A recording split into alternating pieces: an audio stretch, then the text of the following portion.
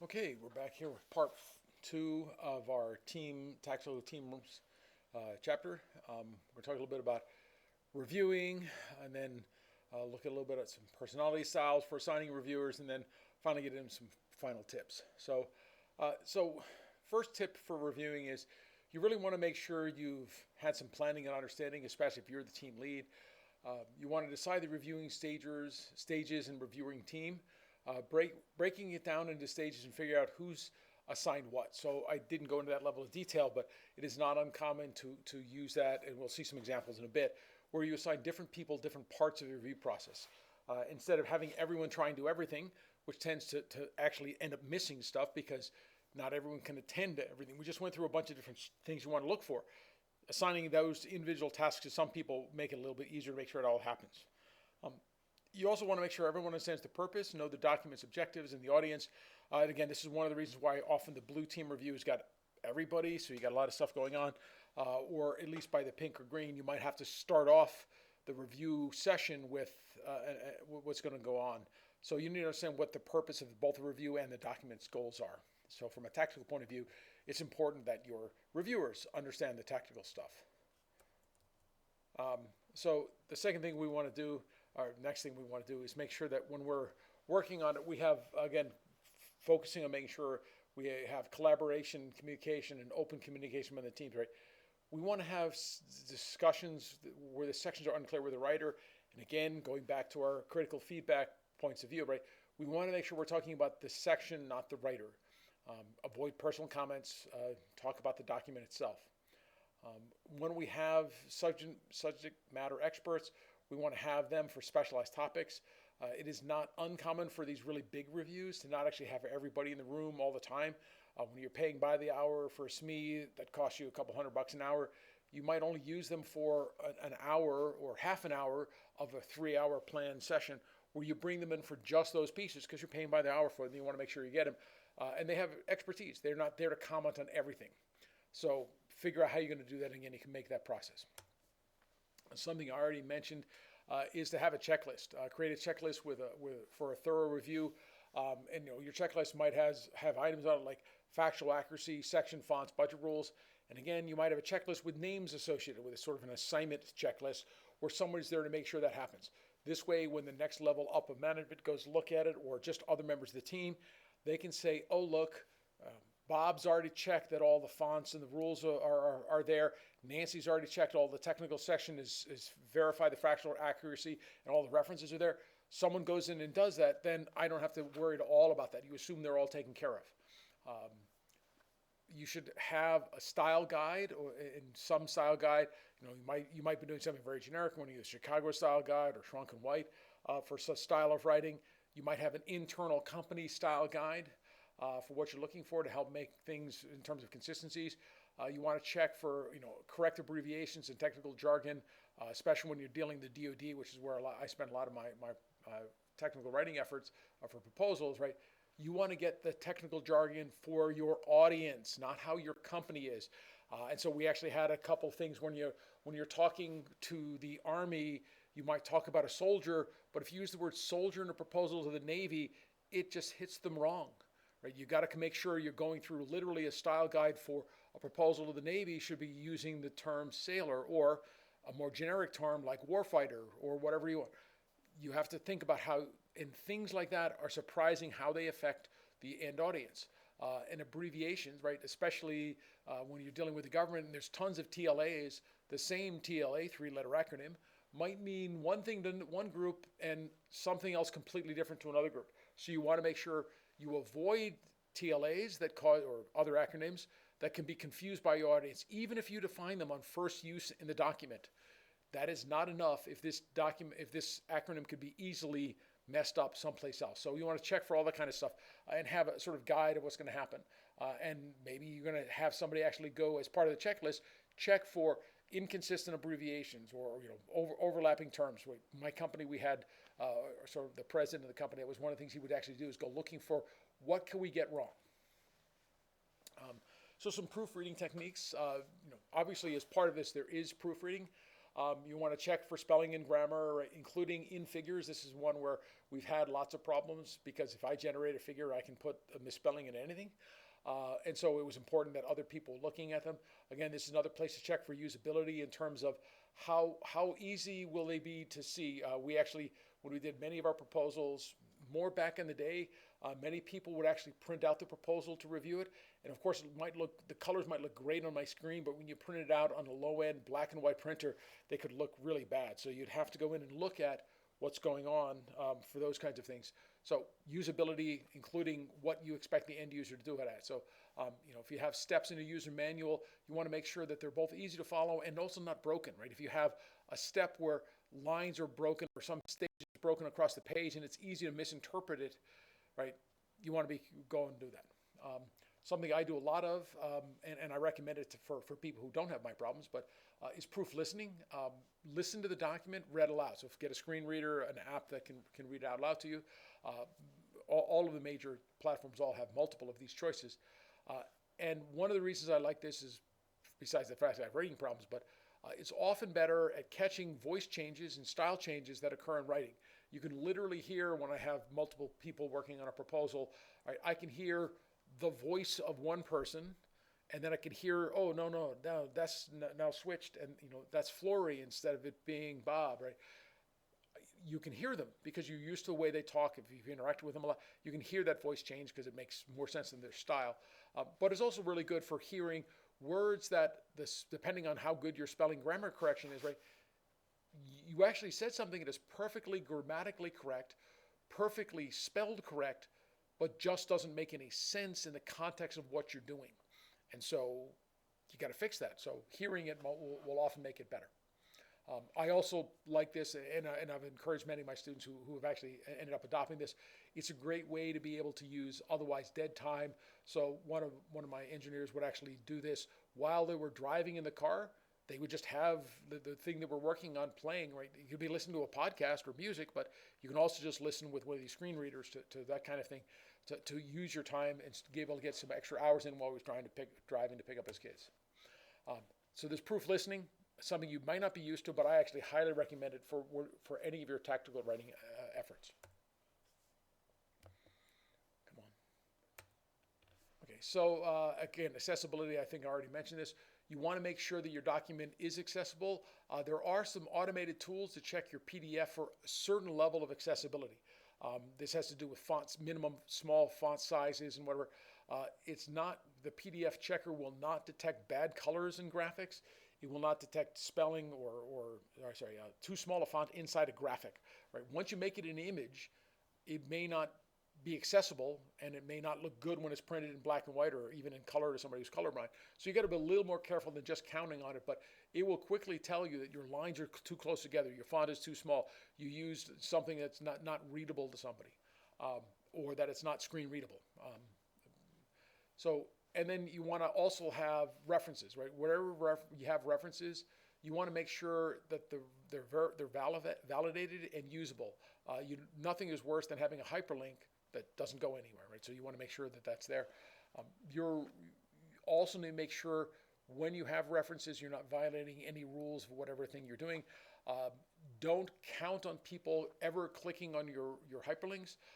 Most of the government guys I worked with, their attitude was they're never clicking on a hyperlink because it's too hard, one, to know exactly where it's going, what like infections might happen, but two, it's generally banned on lots of their things, right? They're not allowed to click on hyperlinks. So then you're just showing you don't understand your audience if you put in hyperlinks they can't get to. So if you have a hyperlink, my recommendation is almost any technical argument, if you have a hyperlink in your references, don't make it a hidden link, make it the clear visible URL, and if they want to, they'll cut and paste it. But most of the time, they're not going to be clicking on your hyperlinks. Okay, so some automation and tools to make some of this process faster. As we already mentioned using spelling and grammar tools.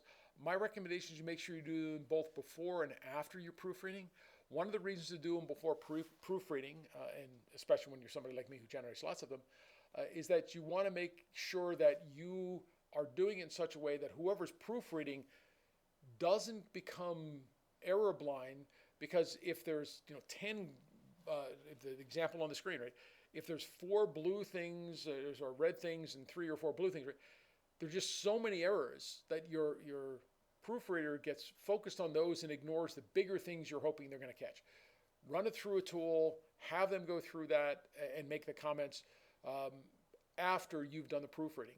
And then if they've done proofreading, especially if they do proofreading plus corrections, right, there's a chance that something got broken during this, not intentionally, or maybe they didn't even notice it, but it's not hard to break a document, so you want to do the spelling and grammar tools again after whoever has done proofreading and edits and corrections have fixed it. I also strongly recommend you use any automated tools you can get to when you deal with lots of these things. You want to make sure they're going on. So just as in the example I have here on the screen, right, Google Docs. So this is, in fact, I have Google Docs. The red lines and the blue line here are because this was actually integrated with Grammarly, and so it's telling me there's things I have to fix. But in this case, I was having a higher level comment where I was talking about something, right? I get to highlight a part of the document and put in a comment. And this is then going back to the other people who are working on the document. They can come in and they can reply, or they can reassign it to somebody else by saying what's going to happen. We go back and forth on this kind of thing all the time in a shared document where we're trying to fix things, and this is a way of putting the comments in and making sure they're done. When we do like the red team review, the gold team review, this is what happens. Sorry, the red team review, we'll go through and do all these. The gold team, one of the things we're going to check is that every one of these comments, and if you do this in Google Docs or in Microsoft Word, they have something similar with commenting. You end up with something where you can go through and see, have they all been resolved? Because you just leave them in the document until they're resolved. And if they're resolved, you can still go back and see the history of all those things that happen. So that can be very, very useful to understand what's going on. There are some other automated tools that bigger companies will use that are going to do like some compliance checks, like all the sections there. If you regularly do the same kind of proposal, then you can check that everything is put together. But we're not going to cover them in this book. Okay, so now I'm going to jump to a couple of lists to make sure that we're sort of covering things before we get to who goes where on what team. So if you're doing the review process, so there's actually 10 things here, the first 5, to avoid during the review process. So these are the things we just talked about what to do. These are the things not to do. Never rush the review process. I've been involved in way too many where there was a rush, like we need to get this out. So they skimp on the review because they feel, well, they spent the time writing. We don't have to spend as much time on review. Again, 1 or 2 things that can be part of the review process, and you can lose the proposal. So you don't want to rush through it. You want to make sure you're covering all the right things. Avoid non-constructive or personal criticisms. Comments should be constructive criticisms, how to make this thing better. Don't ignore inconsistencies, right? If you don't have time to fix them, you should at least be seeing what you can do to make them better. Sometimes you can get to inconsistencies instead of changing the whole document. If I have 2 sections of the documents and they're sort of inconsistent in some terminology, you can add a sentence that says, in this section we use this to mean that, right? Because that's the usage within this community. Something to deal with them. But if a reviewer sees inconsistencies, you lose a lot of credibility. You really don't want to assume the accuracy or that others have checked it. If it's not checked off on the checklist, somebody's got to go check it. You figure out who that's going to be. And don't overlook compliance and legal requirements. Again, it's the kind of thing that's easy for a technical team to sort of ignore these things. You want to make sure that all things are covered. So somebody should be assigned that, whether if you have a legal part of your team or not, somebody on your team gets to do that. Don't make unilateral changes. This is dangerous, especially at the very end. If you make unilateral changes, like go in and do a word replace, be very, very careful because those kinds of changes are problematic. If you don't like the way somebody's section is changed, you don't have the right, maybe if you're visionary, you have the right, but you shouldn't do it because it'll annoy the team. You don't want to just go in and make changes without having a discussion to understand why and what was going on and how to make those changes. So that's the other part I mean by unilateral, is go in and talk to people. Don't ignore user feedback. If you disagree with the feedback, you should be writing a statement, especially in these automated systems. You should be answering and making an argument why to see if you can convince them. And if not, then you might have to go to a third party to resolve what's going to go on. Again, this is one of the places where automation things help. Don't forget to follow up. If you said something needs to happen, somebody needs to go to contact this group or whatever, somebody should be checking that that's happening. Again, that often falls on the project manager, but if you're part of the team and you said you were going to follow up, then follow up. Don't rely solely on the automated tools to make that happen. I've been involved with projects where somebody was supposed to do something, somebody in interacting with the Google Doc accidentally treated something that wasn't assigned to them as resolved, and then it didn't get followed up on. So you can make mistakes, and those things happen.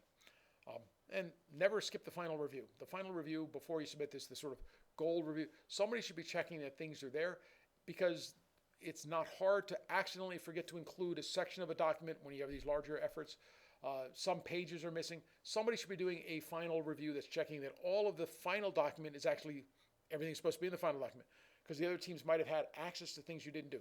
Normally, processes go through all things are being checked, but you want to make sure that's there. So at the final review, somebody should be checking all of those elements.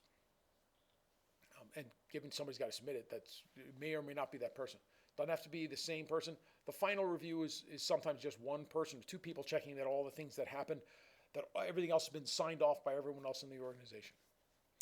Okay, so that's some things to make sure you do and things to avoid during the review process. Now let's talk about how do we make good teams. Now this is not something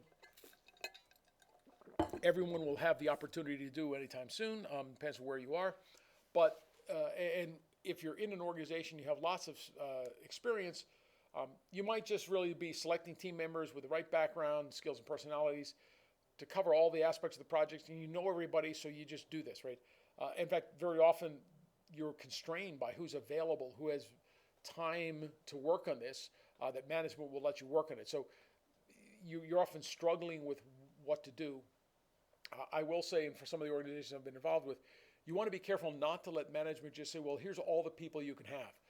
You'd be surprised if you go back and make the right argument why you need some other people, you might be able to convince them. But therefore you have to understand what you need and why. So that's part of what the goal of this section is, to talk a little about what are ideal team compositions.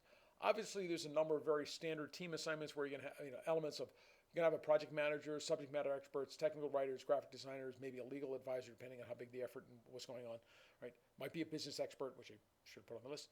Those are common things that are going to be in there, and who and what they're going to be is something to look at. But given that you might have more choices, you might actually think a little bit about what's going to happen for the other things. But I'm going to now jump back to something we talked about in one of the earlier chapters, with personality types. Personality types of your audience is something we talked about, but turns out the personality types of your team are also important. There's a lot of literature supporting the use of MBTI or Keynesian temperaments or for team formation. There's a couple of other things, right? The MBTI is maybe a little too detailed in my experience. Unless you're in a really big organization that formally does MBTI, it's really hard to know what's going on. And we've had, we can talk about how you might estimate it for people, but for team assignments, I like to think of it more in terms of the 4 temperaments. Guardians, whose MBTI type has an SJ in it, these tend to be practical, detail-oriented people focused on their duty, and we'll talk about the role in the kinds of things we'll look at. Artisans are a little bit more creative problem solvers and spontaneous. They're the people with SP. Idealists are NFs. They're intuitive, empathetic. They're focused on growth. And then the rationals, logical, analytical, focused on knowledge, often have good intuitions like the idealists, but a little bit more focused on logic and analysis. So this gives us a group of people, and we can do some interesting things with them.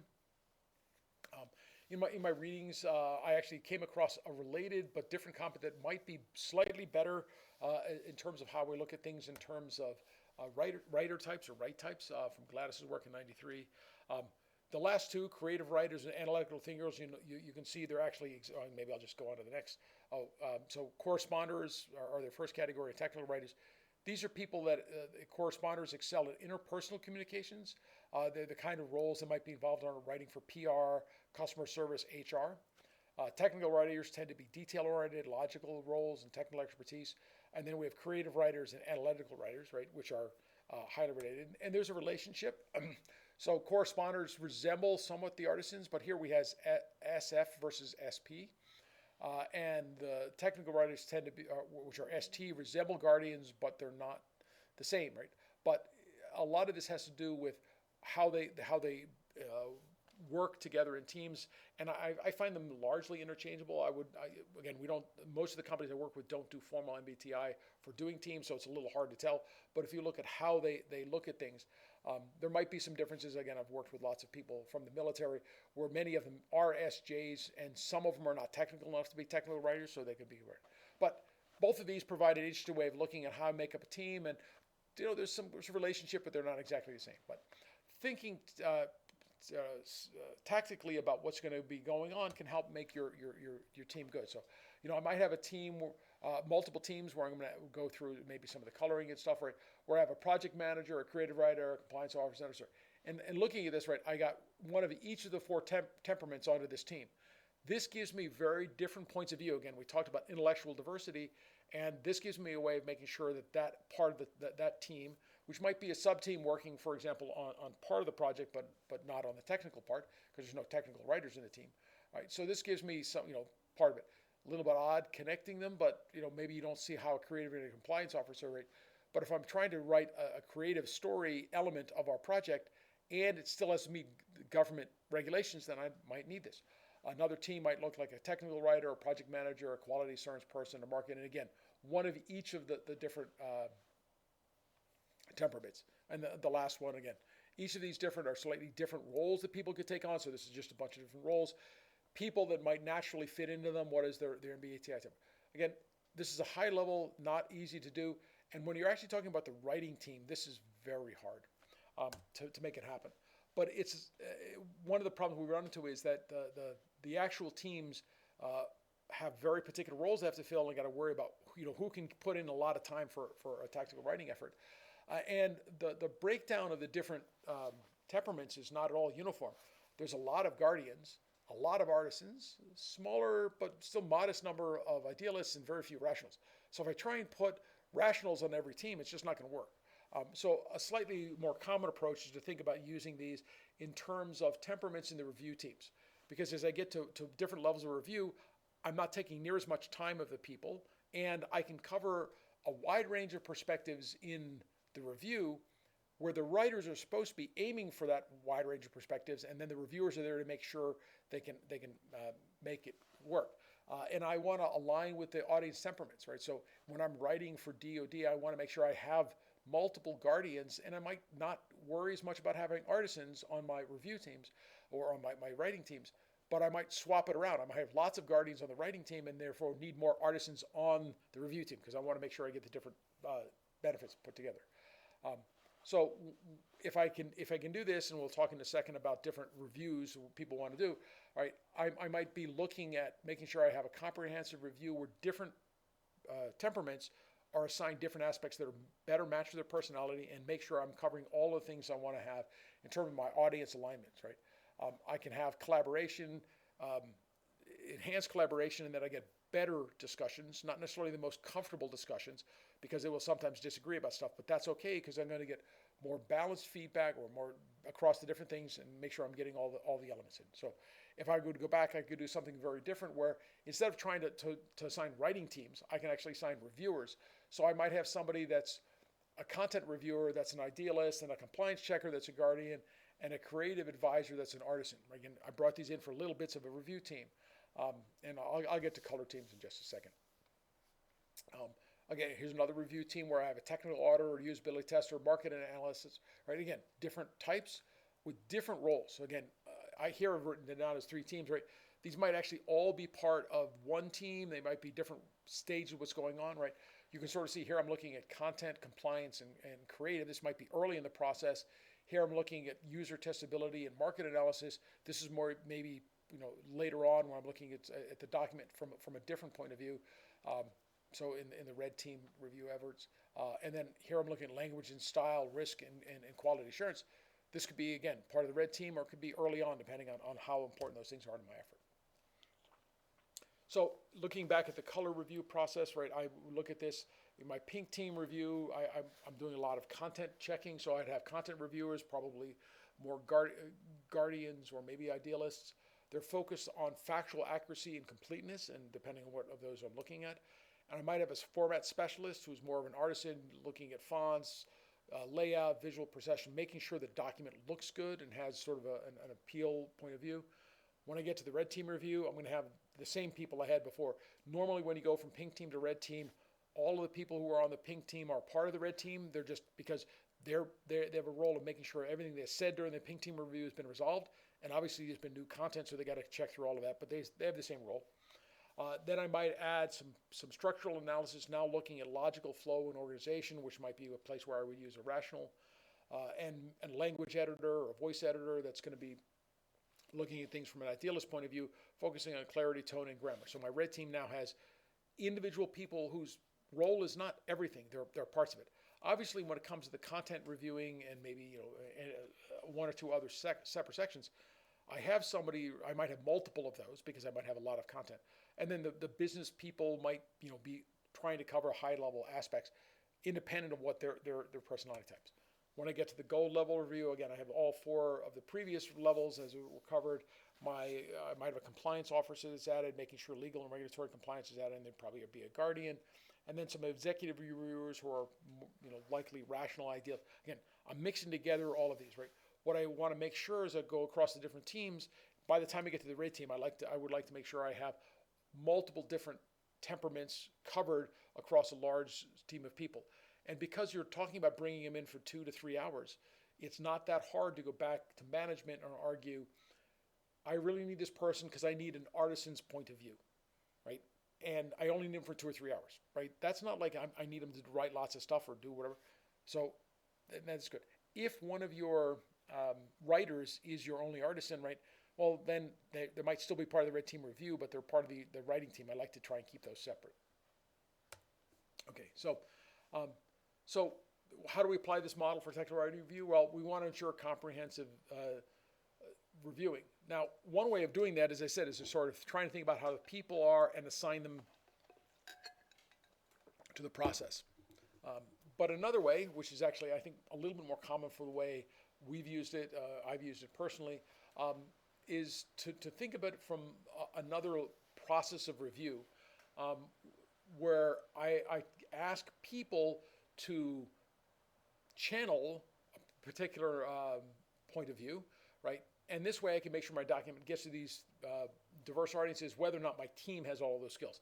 In my company, we didn't really have any artisans. We were a highly technical company, so people didn't really have that much skills. If we brought in an outside person to help with graphics, we did that, but we didn't have them, internal in-house. So our idea here is the idea here is to align the review process with expected audience persona models and making sure we can do it. So basically, each reviewer, regardless of their natural temperament, will go through a mental checklist for each of the temperaments and sort of say, okay, am I covering for this person? Am I covering for this person? So this is a way of using your audience persona models. And if your audience has all four, then you do all four. If you think your audience is only covering 2 of the 3, then you don't have to do all of them. Might still do a quick one, but you would skip through it. And the goal is to make sure what's going on covers the different things you expect. The aim is for the reviewer to step out of their own comfort zone and review the document through different lenses. And this is actually great from a company point of view, building up levels of empathy among the employees, understanding what people are as they get some feedback of how that works. If you actually have people with different temperaments, they can actually use this as a way of getting feedback because the people really are that way, saying, well, that's not the way I think, right? You're misunderstanding what's going on. But in the Guardian Pass, you really focus on reliability, factual, and accuracy and thoroughness. You're going to check for citations, factual consistency, and industry-specific compliance kinds of things, right? So you're focused on what a Guardian might be most sensitive to. Are you using the terms that would be consistent with that industry's level? In the Artisan Pass, you're looking at readability, flow, and engagement, looking at the graphics, narrative flow, and engaging anecdotes. The Artisan, is going to be far more affected by how it looks and how it flows than whether or not you use the right acronym or other things, right? So you want to make sure you get that in there as well. In the Rational Pass, you want to make sure you focus on logical coherence, clarity, and well-reasoned arguments. And again, the Artisan might be far more emotionally oriented. The Rational is going to look for well-reasoned arguments, and you might have to have both of those arguments or both of those elements in your document, both well-reasoned arguments and emotional things in your story. When you design your story, you have to have the emotion, but you have to have arguments and data to back it up for many of the different personality types. And then the Idealist Pass, you would focus on broader themes, values, and ethical considerations. And again, these are things that some people will care about, depending on where your audience is. But by sort of asking yourself, again, a checklist point of view, which is really the way, right? Have you checked these things, right? You don't, if you're not comfortable with the sort of psychological analysis types of views of people, right? You don't, right? Just view these as logical coherence, broader themes, in terms of values and ethics, the artistic, how does it look in sound, and then, do you have all the rules, right? You can just label the passes that way, and you still get the same effect. Okay, so now we're going to jump on to troubleshooting for the last dozen or slides or so. So when things are going on in your team, I'm going to deal with what I consider one of the bigger ones that show up in team writing issues, and that's the changing of voice. When you're working on a team of people writing, it's natural for the voices across different sections to change, right? Because different people are writing. And by voice, I mean a little bit of who it sounds like, but it's what's the style of writing? How much of it is action-oriented? How much of it is positivity? Are you using passive and active tense? There's a whole bunch of things that come together to make a voice. The level of detail, the level of the technical, and some of the stylistic elements that happen. And a consistent voice enhances readability, ensures a more unified message, and improves the document's overall quality. Now, there are times when a change of voice is expected or even desired. A change in voice that is desired or expected, for example, in budget sections, sometimes versus the technical section, where you want to understand that in your reviewing process, the budget is probably read by more financially oriented folks who are looking for a level of financial statements, and technical is written by somebody's technical, the introduction. Different people have different roles in the reviewing process of making decisions, but unplanned changes can really disrupt the flow and sound uncoordinated and potentially confuse the reader. If it almost sounds like two people didn't coordinate, then how's that going to be viewed when they're reading your work? Like, these people aren't coordinated. Do we really want to give them money as to fund their proposal when they can't even coordinate to get a proposal done? Are they going to make consistent software? There's a bunch of secondary things that show up in the back of the mind when you're working in these kinds of things. So you want to try and make sure that you have a consistent voice. Another time it would be expected, besides different sections, would be if you're literally trying to tell a story where you have the voice of the character, the voice of the author, the voice of the reader. Those two can have very different voices because you're actually using that as a way of making it clear that there's two different discussions going on, the narrator and the character kind of thing. And that's okay, because then as soon as they hear the voice, they know who's talking, right, and what's going on. But in general, you want to try and be a little bit more consistent in your voice in team writing. And that's challenging when different people have written different parts of it. So how do we deal with that? So first we want to establish a style guide where that acts as a reference point for tone, style, and voice. My recommendation is you pretty much adopt one that's going to be active voice in terms of your style of words. You set some tone in terms of where you're trying to go in terms of the style. Choosing whether or not you will be using more simple words, shorter words, long sentences. No, probably better. Right? But come up with whatever you want for your thing. Have a style guide, right? Companies, some of the bigger companies I've worked with have had company style guidelines. I've never actually had that in my own companies. What we did is we used past successful work and say, we want this to sound and look like that document where we were successful, building on what works, right? That became our sort of style guide, which is to use those. When you're dealing with voice, you want to have regular check-ins and peer reviews. One of the things that's useful is to schedule meetings to review the work and ensure alignment with the established voice, especially when you have new members of your team who've not worked before or have not been part of this process. You want to have, before they get too far along, you want to, okay, let's see, this might even be before the pink review, right? You might have, as a project manager, one or two people get together and say, okay, show me what you have and let's see what it sounds like. Are you guys writing in the right style? Because it's a lot of effort to go back and fix if you can get it right beforehand, you can move forward. As part of this, reading excerpts aloud can really be a useful exercise. As I said, I can hear voices better than when I read because of my reading issues, so maybe this is abnormal to me, but I've been in some big proposals with major military contractors, and they had some reading sections, right, because they actually wanted to point out, no, we want it to sound more like this and less like that, and then read them. Team members can review each other's work for consistency and for voice, and it can be very useful, again, to have a checklist where one of your checklist items is voice consistency. In fact, you can go a little bit farther, and you can actually have a voice editor role. And this is actually, again, common with some of the bigger companies I've done work with, where there's some individual who's responsible for ensuring voice consistency. They'll have often a professional writer who's going to go through and take all of the sections, and they're often not a subject matter expert. They often don't know exactly what's going on, but they understand the desired tone and style, and they rewrite or edit the sections to make them more consistent in a single voice. And again, the big companies feel this is worth it when they're working these really big proposals to have somebody go through and do this. This can be a useful exercise for any level of effort, but it's particularly important when you're dealing with large, multiple section documents and you want them to make sure they're consistent. Part of that tone and style is because whether or not the proposal is successful at the final objective, there's also, if this is going to go out in public, which is, again, some of these bigger documents are not proposals, they're a white paper that's going to go out about the company, they're going to go to some, then it reflects on the company. And the company will not only want a coherent voice, they will want it to meet the company's objectives, tone, and style. So any of those kinds of things that go out will go through a level of voice editing, not just be self-consistent, but overall consistent with the company's views. You want to explicitly consider voice in reviewing, so during red and gold reviews, explicitly ask for feedback on voice and consistency. And again, having it read aloud or proof listening using text-to-speech software can be useful for identifying inconsistencies. So you want to maintain this consistent voice is critical for the success of the team writing project. It's the difference between team writing and group writing in one sense. You want to make sure that you have some strategies to help ensure you can have that unified voice. So what other kinds of problems are we going to run into? Well, so there's some issues with revisions and editing in terms of the culture where things get,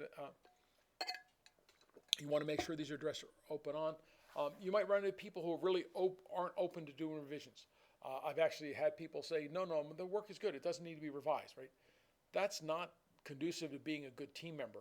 You want to foster a culture of feedback, both getting and giving, and understand what's going on and why those changes need to be done. And when somebody's not open to revisions, it's really hard, it's troubleshooting to just up front say what happens. Is it that they're defensive and they feel it's right? Or is it the feedback they got was inadequate and therefore they don't understand and that feedback doesn't apply, right? So if you have inadequate feedback, you want to make sure you ask for specific actionable comments. Don't say, no, it's good as it is. Say, what was your feedback? I didn't quite understand where you can push back on what the feedback was before you make the revisions. So being open to revisions doesn't mean always just saying, yes, I'll revise it. It's understanding what revisions need to happen and figure out how to do it. If you're unsure as a team member how to give feedback, use some structured guidelines, a bunch of checklists. You can go through a bunch of things we talked about and say, okay, here's what I found, what's going on. I have been involved in companies where people were saying their work was being destroyed. It's a really annoying thing, and it quickly gets personal when somebody's stuff is deleted from a document, somebody makes unilateral changes going in changes to sections. And it's much better, first of all, to have discussion of any changes that are going to happen. But another useful thing is to make sure that you're using version control and track changes. Track changes within the systems that support it allow you to sort of see previous changes. My one problem with just using track changes is that alone will not always save the problem because you can accept changes and then the old ones disappear. So version control, there are formal tools for version control, things like Git and SVN and whatever, if you're on the technical side. But the most common thing I've seen in companies for version control is the documents have many literal versions where it's like, this is V1, this is V2, this is V3. Even when we're doing things like working in a system that has true version control, like Google Docs, you can see history and whatever, they still often use versions with names because it's easier to have, here's a copy of the document if you want to print it out, whatever, you know exactly what things you had. Online version control can be a little tricky for people who aren't as technologically comfortable. But having these. Another important reason for version control, and I've been involved in a project where that being destroyed was not someone on the team doing something. It was literally autosave in Microsoft Word crashing or somehow dying in the middle of saving it and throwing away half the document, and no one noticed for a couple of days. And all of a sudden it's like, well, where are these sections, right? And it was like the autosave function broke something. You got to be very careful. So having multiple versions of important things is useful. So addressing these issues up front in the charter in terms of revision feedback is good. Have an underlying process people understand and invite it as you need to. This reduces tensions and can improve output quality. It would be good if improved had a V. Someone should have proofread these. But reducing tension is an important part. And so lots of the issues with revisioning cause problems in terms of the team dynamics. In terms of the editing, I didn't put it on the slide, but there should actually be an official editing process. Again, whether or not you're going to track changes, how that's going to happen, make suggestions. So I've been in teams where they wanted us to fix anything that wasn't significantly changing the structure. Just go in and make the changes as you're reviewing. Other times, like, no, don't make any changes. Just put in comments and we'll deal with them later, right? You understand upfront in your charter what's your process, how that's going to work. Okay, so another common team thing, in fact, teams in general, is addressing attendance and work quality issues. So, and you probably have other ways of doing this, but you want to figure out what happens if somebody's missed a meeting. How do you address absences? How do you have recaps of meetings? Do you record them? Do you watch them later? What's going on? How do you deal with all that stuff? What happens when people have missed deadlines? There should be some discussion on what's the delay, what's the impact of that, how do you realign the deadlines, and how do you get buy-in from everybody, right? Much better if everyone bought in whatever happened the first time. If they miss a deadline, you have to be realigned and get buy-in again. Just don't say, okay, well, we're going to slip by a week. Well, slipping by a week might mean that somebody who was supposed to have something done before they left on vacation won't be there when that week slippage has happened. So you got to make sure everyone's on part of this. When work is incomplete, you want to make sure you're identifying the gaps, clarifying responsibilities. Are they going to fix it? How's it going to happen? Again, the same is related to poor quality. You want to have this addressed openly and figure out what's going on. Are they going to get some training? Are you going to get some advice or guidance or some mentorship from somebody who knows what's going on? Incomplete work and poor quality work can be a sign that people really aren't engaged, right? Maybe they're not the task for them. But you can't, as I gave in the example earlier, you can't just let people continually get away with things, because that's bad for everyone else's team morale. And in general, people have to learn to accomplish what they need to do, and you got to figure out what is it going to take to make that happen. If they just need more training or experience to make it happen.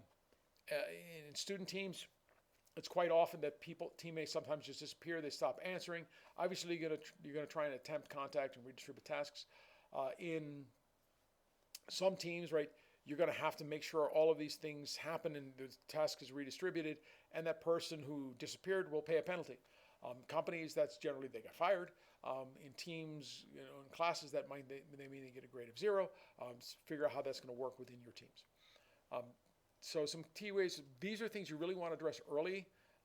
Addressing them promptly helps both ensure project continuity and maintains team accountability. In general, it can make things better. You have to be understanding and have some empathy, right? Maybe somebody's incomplete work is because they were in the hospital. You can't just, beat them up, right? You got to figure out some balanced way of doing it, but you also have to make sure that the team is still accountable. Often some of these issues lead to the next one, which is personal interactions. There can be trust issues. You want to discuss concerns to rebuild trust through quality work. You want to, if you have a statement, I'm going to get this done, you are personally responsible. You want to make sure you're getting that done to build trust among your team. And you can tell people, right, well, you need to do this, right? I'm losing trust in where you're going. Use that as part of your conversation. Another thing that often happens is people feel they're not being heard. And this can occur for two reasons. You're not being assertive enough. So you say something, but if you say it in a feeble, soft way, you're not not asserting that this is important. If you hem and haw, if you say, well, maybe it would be better if we could try this, that's not asserting. If you feel something is important, you need to be more positive in the way you phrase it. You want to make sure you have inclusive meetings so that if you're the project manager, or if you're not, you might talk to the project manager to make sure that everyone is being included. Good brainstorming, good early on processes, but also good reviewing would almost always ensure that each person who's in the team is explicitly asked for their contributions and points. Some people who are a little bit more introverted don't want to assert until they're asked. So you got to make sure that people are being heard by going around. If you're not the team lead and the team lead is not doing that, you might every now and then just make somebody who you feel is not being heard by asking him, so Bob, what do you think? Or Nancy, how do you feel about this? Get them to be part of the conversation. That actually generally builds stronger teams by getting different viewpoints as well as getting people to feel they're part of the contribution. This is a tricky one. The next one's tricky, the sort of lack of commitment. People, something needs to be done. You're trying to assign people on a task and no one is going to volunteer or they're not willing to commit. You got to figure out how to address this directly, emphasize the importance of the project, and sometimes the answer to why they're not willing to commit is because their time is committed on other projects by their manager, and they're not willing to commit because their manager has got to make the commitment. So sometimes you want to go back and figure out how you have to fix that problem, not within the meeting you're at, but move it up to another level. If there's, you ever run into teams where there's demeaning behavior, and unfortunately we've probably all seen it, you want to report this to HR, the team lead, whatever. You want to address it directly so that people understand, one, this is not acceptable behavior. It is probably not your place if you're just a team member to confront another team member more than once. You might bring it up and tell them in terms of having good open discussions that you consider that demeaning, and this is not appropriate behavior for a team is probably a better way than saying demeaning, but if this is not appropriate team behavior, that you find it offensive, whatever. If it keeps happening, then you got to escalate it up the chain. Not necessarily the same, but related is this issue of excessive criticism.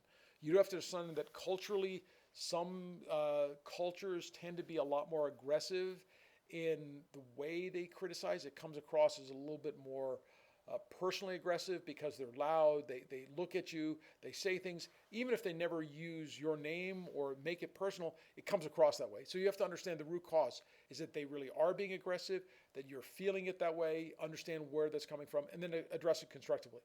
I find one of the best ways for team members to figure out if the criticism is actually really aggressive in terms of what's going on, is to ask a third party, not the person who said it, not you. Just ask someone else, do you think they were being aggressive or are you being a little sensitive, right?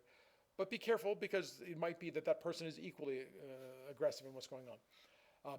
And you might remind them that one of the things we want to have in our constructive criticism is a bad news sandwich. We need to figure out what positive things we need to keep in our document and what's going on as well. So can you make sure you're adding what's important? Don't view it as a bad news sandwich. If you tell them that it feels like you're being critical, if you say, we need to know more what you think is good so we can balance and figure out what to make changes on. That's a very positive way of trying to get them to add more positivity to their criticism. But overall, right, for personal interactions tend to be mostly about communication, and a lot of that has to do with the feedback and how that's working. So come up with a way that you can use this to make sure you're addressing the issues, but also foster team cohesion and an effective team. So now we're going to hit our final comments. Tips for being an effective tactical team writing. Actually, a lot of these are things we've already covered, but I just want to summarize as we end in this lecture. Be clear on the objectives. Everyone should know the project's goals to contribute effectively.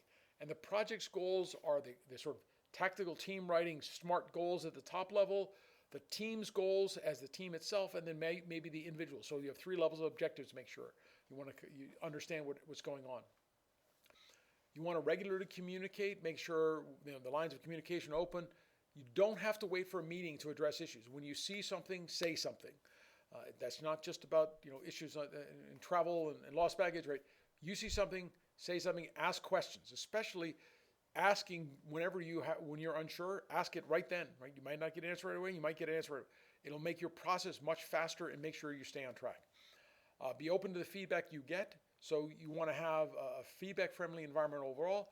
One of the ways of doing that is to make sure you're asking questions. If you're literally asking for feedback, you'll make it clear that you want to get this feedback.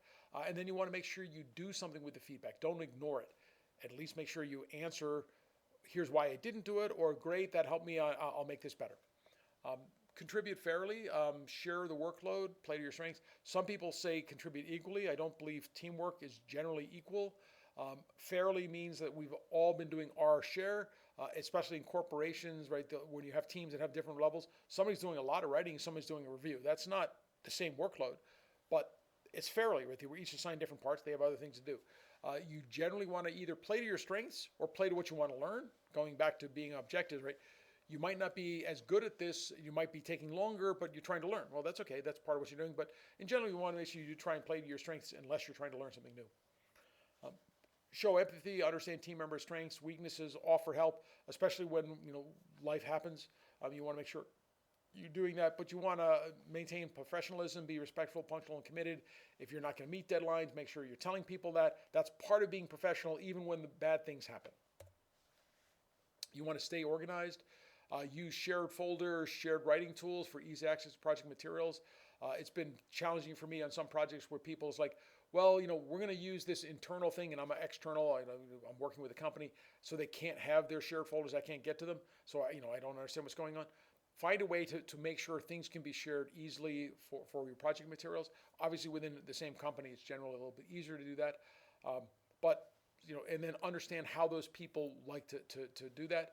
When you're working on revising and editing, make sure you allocate time for multiple revisions. I don't think I've ever been on a large technical writing project that was finished early. So adding in a little bit of slack time when you're doing this. So you're going to allocate time for multiple revisions, because if a revision comes back and you have to spend an extra 2 days to fix all the things that came up, you better have some time allocated for that to be able to go in and make those revisions happen. I strongly recommend using collaborative tools, real-time collaboration platforms, Zoom, Teams, whatever, Slack. These are things that let us share messages when we're working on large efforts. Like Google Docs, every time one of the companies I work with, somebody makes a comment, right, I get a message within 2 minutes of them making a comment. And sometimes it's been very useful because I have some time right now. Clearly they're reviewing the document. Instead of waiting for them to even finish, I might contact them. It's like, oh, maybe you want to have a quick call to discuss that issue so I can understand it better. Because writing a longer comment that's fully understandable is harder than having a conversation. So use real-time collaboration wherever you can. I already mentioned using version control. You want to make sure things like Git or versions where you just name them, version 1, version 2. I prefer not naming them V1 and V2. I prefer naming them by dates, because then you know exactly what they are, or at least putting a date in with a V1 so that you have some idea of the actual temporal time. Make sure you ask questions anytime you're not sure. Clarifying doubts to prevent mistakes just saves time. So just ask lots of questions going back to the feedback level. From a personal level, make sure you're adaptable. Flexibility is key. Be ready to change roles. Be ready to work on making the document better, because even though it wasn't my role, I saw something, again, you want to talk about that. You do want to be self-aware, know your strengths and weaknesses. Pair with people that have complementary skills and that can help mentor you to become better at what's going on, or at least say, okay, we're going to do, I'm good at this, you're good at that, right? Personally, right? I'm really not good at spelling and the low levels of grammar. I can hear them sometimes, maybe not others, but I'm good at sort of the storytelling part. So I've often had my last business partner, right? He was a detail-oriented, really good at making sure those things were taken care of, and I worked much more on the big picture parts. And from his point of view, right, my storytelling was something he just wasn't comfortable with, but it was very effective when we were a team. You want to make sure you're reliable, meet deadlines. Again, use calendars for deadlines. Build trust through meeting your deadlines. It's just like we talked about having little objectives along the way to build momentum on the team. This is good for team writing. Make little momentous things that can happen in deadlines to make sure people are hitting them and you all feel good about it. My recommendation is, if you use a calendar for deadlines, you set the deadline a day before something is due or 4 hours before. Don't have the calendar deadline when it's actually due, because that doesn't give you enough time to respond to, oh, I got to get this done. Make sure you add some notifications earlier. You want to make sure you share credit within the team. Each team member is contributing in different ways. You want to say this is, giving credit for what's going on. If they have a really good idea, say they have a really good idea. Again, you're often balancing criticisms. Positive things make everyone better, and you personally want to maintain a positive mental attitude and focus on any solutions during setbacks. When you hear criticism, don't think, oh, look, they're an idiot, they didn't understand me. If you're writing and your reviewer doesn't understand you, it's probably your fault because you didn't communicate. Remember, you got to have it in the mental banks and the context of the audience to understand. It's your job to explain it to the audience. So if it's not being explained to the audience, maybe they're idiots, but maybe you need to write to idiots. So you got to figure out how to make that happen. And going back to the idea of small deadlines, right? Celebrate small wins along the way. Boost morale by acknowledging achievements and making sure things are going away. Again, some of the companies I've worked with have had this as literal. Like, we're going to have Friday get-togethers, and before we get into the team meeting, we spend 15 minutes talking about what positive things happened for the team members this week in terms of where we're trying to get, instead of just focusing on what we need to fix. There's this natural tendency for many personality types to just want to get in and focus on fixing things, and so you just get lots of built-up negativity. So putting in some positivity into the meeting and celebrating the small wins can be very helpful. So, you have an individual responsibility in terms of what's going to go on a team. We want to make sure you're driving for open communications, and these are the bedrocks of effective team writing. You know your role, be adaptable, and celebrate the journey, not just the destination. Unfortunately, for lots of tactical writing efforts, most of them don't hit their objective, even though that's a big part of what we're doing. So you want to set your team up to be focused on good process, good learning, so that you can get better and better at this, and not just focus on the destination. It's the journey, it's the climb, not just where you're going to get there. So, have fun, put your team together, work together as a team. Tactical writing, like innovation, tactical writing is a team sport, and you want to become a good team member to be effective at what's going to happen.